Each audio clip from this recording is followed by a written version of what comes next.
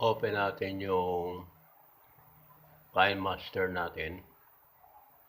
Yan.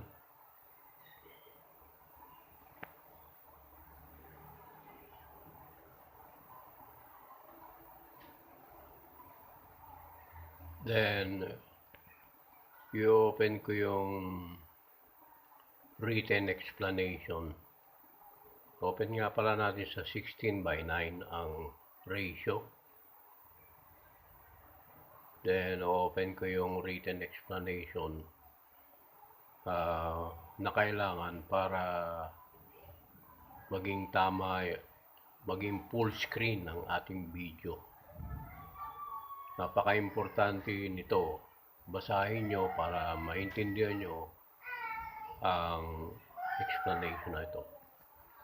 Una, at kailangan natin ng full screen video sa ating YouTube.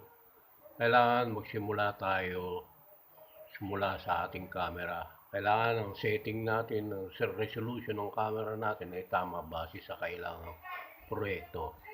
Ang camera ay kailangan na sa landscape position, maliban na lang kung kailangan natin ng portrait position.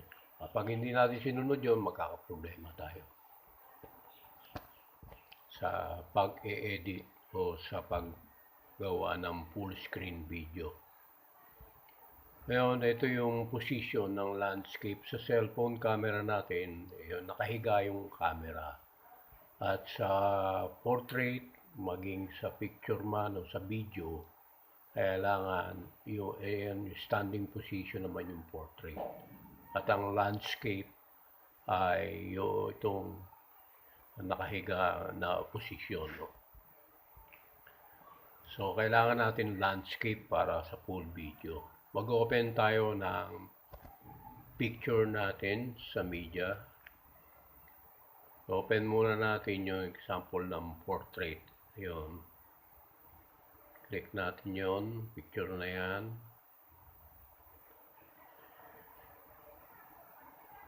Using portrait camera shot.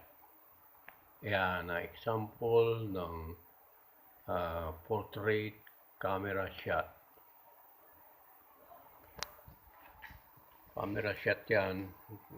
Pwede rin naman yan sa video. Video shot. Kung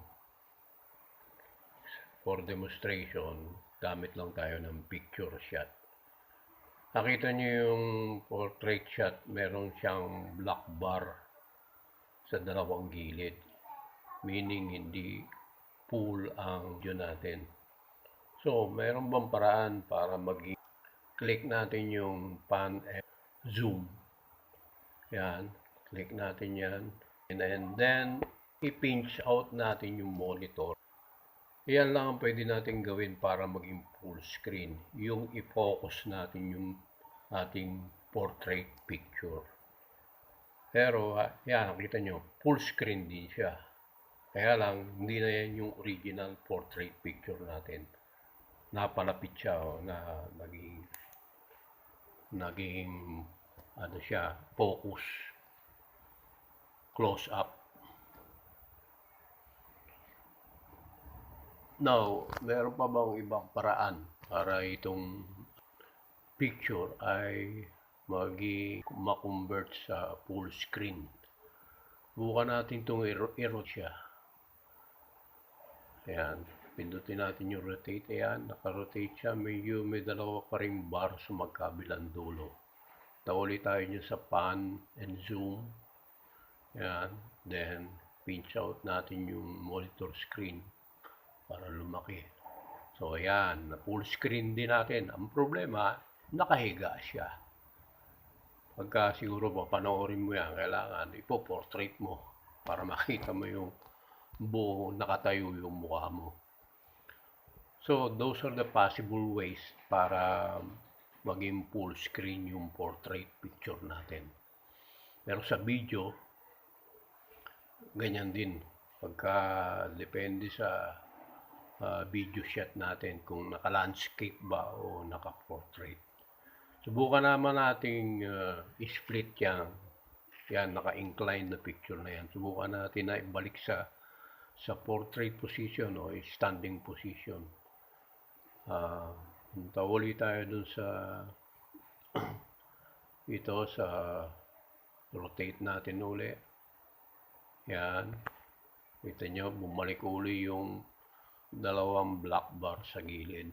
So, hindi na naman siya full screen. So, ganyan na nangyayari kapag ang ating video shot or photo shot ay nasa portrait position.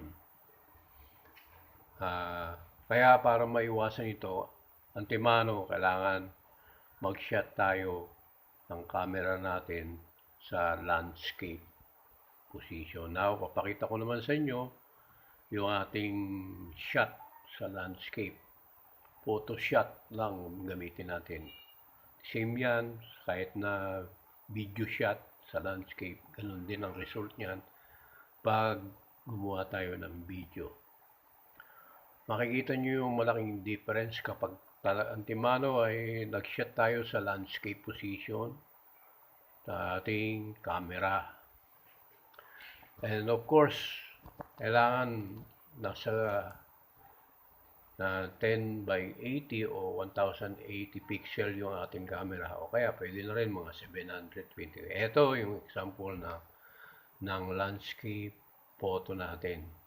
Nakita, this is the camera landscape shot. Nakaset yan sa 1080 pixel.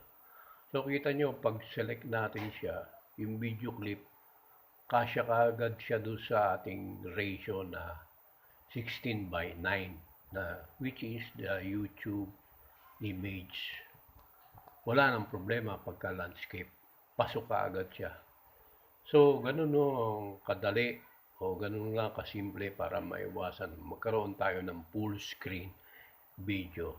Remember, lagi tayong mag-landscape position at iset natin sa tamang resolution yung ating camera. Whether it's cellphone or yung mamahal o kaya yung mamahaling camera. Basta set natin sa landscape at sa tamang resolution.